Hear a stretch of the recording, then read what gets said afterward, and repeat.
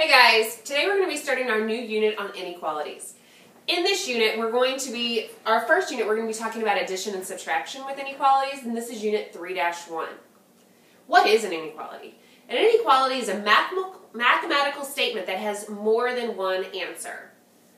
We're also going to be talking about some very important concepts. When you see this symbol, VIC, it means very important concept. And in this first very important concept, we're going to be talking about what the inequality symbols are. So in this, we have a less than symbol, and we have a less than or equal symbol. The equal is like a half equal underneath that, because it can be that answer or it can be less than it. We also have greater than and greater than or equal symbols. Okay, so you should see these and make sure that you know what they mean. We also will be graphing these, and when you graph them, you're going to want to put a circle on the number that it says. If it says that it can be equal to it, you're going to fill in the circle, because that means that it includes that number.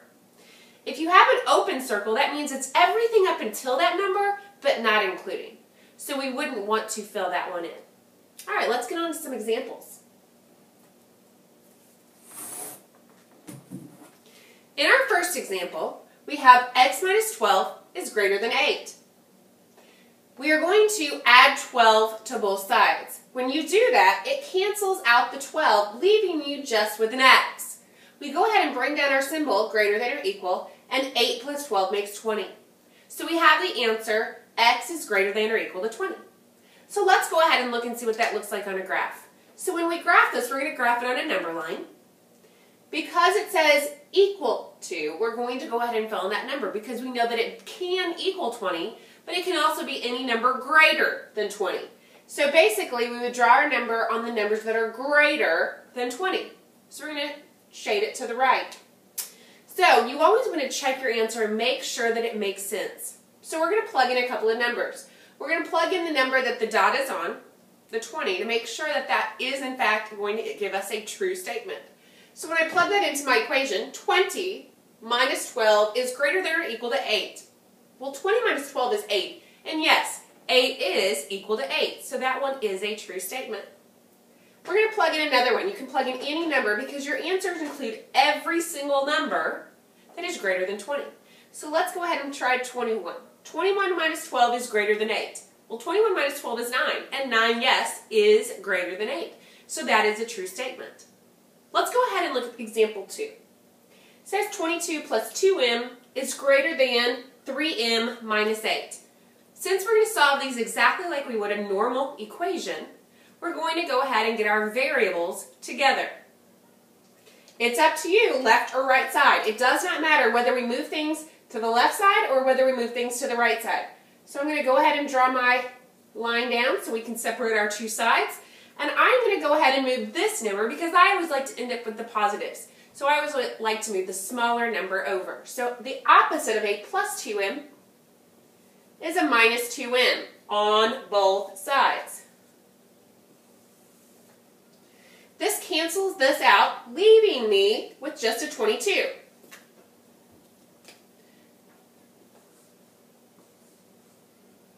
Greater than 3m take away 2m is 1m. We also have this minus 8. Now, let's continue solving this. When we continue solving this, we want to get m by itself. So we're going to go ahead and move this minus 8. How do you move a minus 8? You add 8 to both sides. That cancels that out, leaving you with m on the right side and 22 plus 8 on the left side. Now, though this is technically right, we like to put it in the form where the variable is always first. Because when you're talking about an equation or an answer, we don't say 3 equals x. We normally say x is equal to the number. So same with an inequality, we're going to make sure that our variables are on the left side. So I'm just going to rewrite this. We're going to put the m over here and the 30 on the other side. Now, this greater than symbol looks like it is heading towards the 30. So 30 has to be the side that is with that open symbol. So we're going to make sure that it looks the same. So m is less than 30. Now, when we're graphing these on a number line,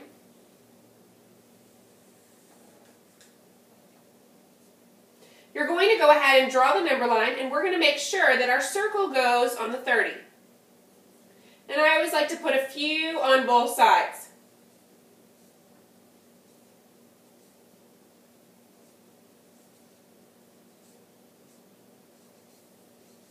Now, the question is, will we use an open circle or a closed circle?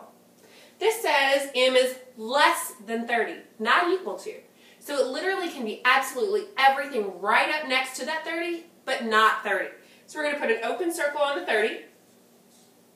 And look what it says. M has to be less than 30. So which numbers are less than 30? This side over here. So we'll shade in that side. And remember, it goes on forever. So you always want to make sure that you're putting an arrow in that direction. So of course we can plug these back in to check it. You would plug in your 28 for M on both of them and make sure that they do in fact create a true statement. Alright, let's go on to the next example. This time we're going to work with a word problem. Philippe needs the temperature of his gecko's basking spot to be at least 82 degrees. Currently, the basking spot is 62.5 degrees. How much warmer does the basking spot need to be? So let's go ahead and go through this. First of all, I've gone ahead and circled or highlighted basically those important parts of this word problem. We know that the temperature has to be at least 82 degrees. So what does that mean? It could be 82 degrees, but it could be more than 82 degrees, right? It has to be a minimum of 82 degrees. It could be 83, 84, and so on. So it needs to be 82 degrees or greater. We also know that the current temperature is 62.5 degrees. So we're going to start with what our current temperature is. Since it's going to get warmer, we're going to add how many more degrees. So that's our variable, the number of degrees that we're adding. And we know that it has to be at least 82 degrees. So it could be 82 or greater than 82. Let's go ahead and solve it like we would normal. We're going to this, and we're going to subtract 62.5 from both sides. That cancels this out, leaving you just with an x. X is greater than or equal to 19.5 degrees. So I went ahead and filled in my number line. Again, closed circle means that it is included. So we're going to go ahead and put that closed circle on the 19.5.